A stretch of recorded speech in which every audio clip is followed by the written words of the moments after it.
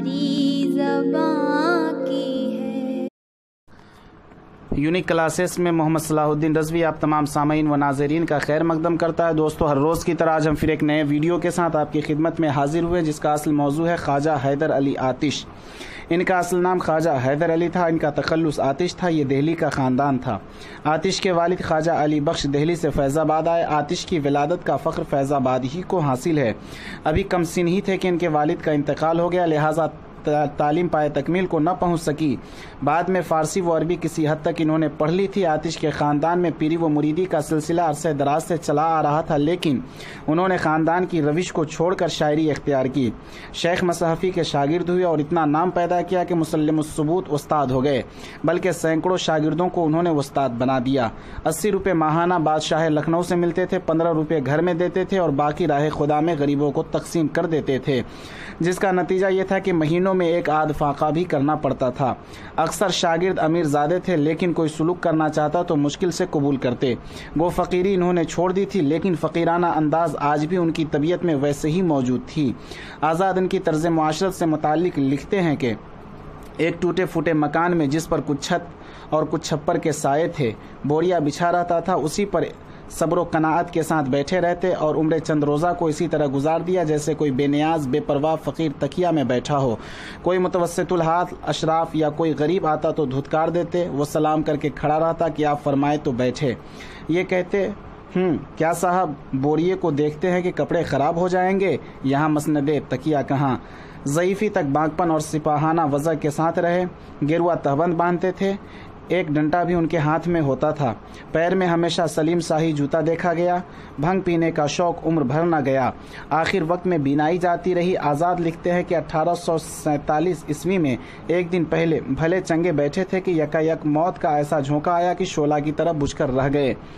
آتش کے گھر میں راگ کے ڈھیر کے سوا اور کیا ہوتا؟ میر دوست علی خلیل نے تجہیز و تکفین کی۔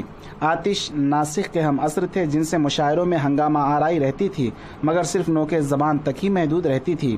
سودا اور انشاء کی طرح ہاتھا پائی کی نوبت کبھی نہ آئی، لیکن اتنا ضرور ہے کہ اس جوش کو آداب دربار بھی نہ دبا سکا۔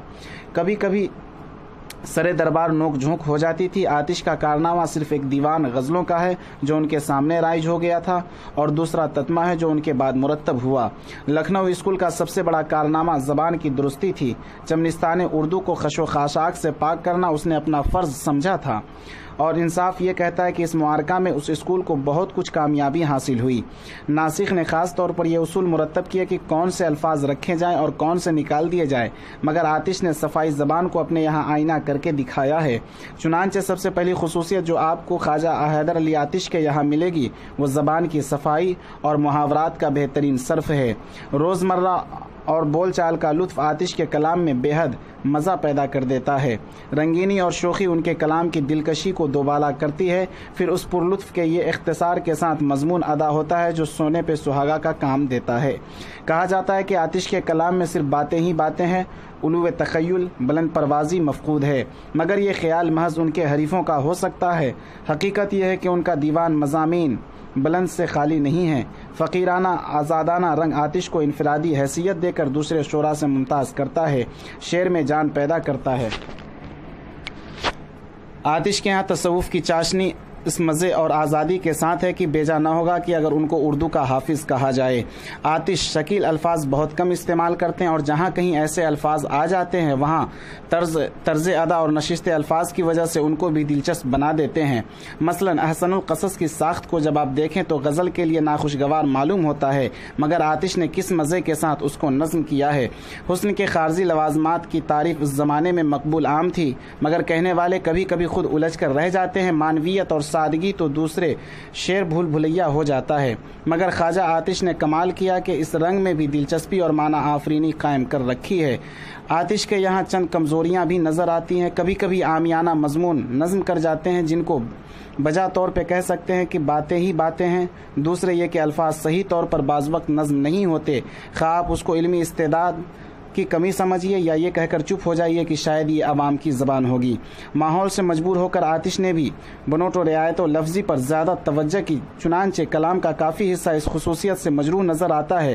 ایسے موقع پر اور پرکیف و تاثیر دونوں کی کمی نظر آتی ہے۔ صاحب نظر آتا ہے کہ قافیہ پیمائی اور رعایت لفظی کے لیے یہ اشعار کہے گئے ہیں، لیکن جہاں کہیں آتش روایتی شاعری سے الگ ہو کر کیف و مردانگی اور خودداری کے ساتھ جذبات و قلم بند کرتے ہیں، وہاں ان کی امتیازی خصوصیت ان کے اردو کے بہترین شعراء کے صف میں جگہ دلاتی ہے۔ تو حضرات، آج کی تھی ہماری ویڈیو خواجہ حیدر علی آتش۔ امید کرتے ہیں کہ یہ ویڈیو آپ کو اچھی لگی ہوگی، تو لائک کریں اور سبسکرائب کریں، اور ہاں، بیل آئیکن کو ضرور دبائیں تاکہ ہماری ہر آنے والی ویڈیو سب سے پہلے پہنچے آپ تک۔ آپ کا دوست صلاح الدین رضوی۔ خدا حافظ۔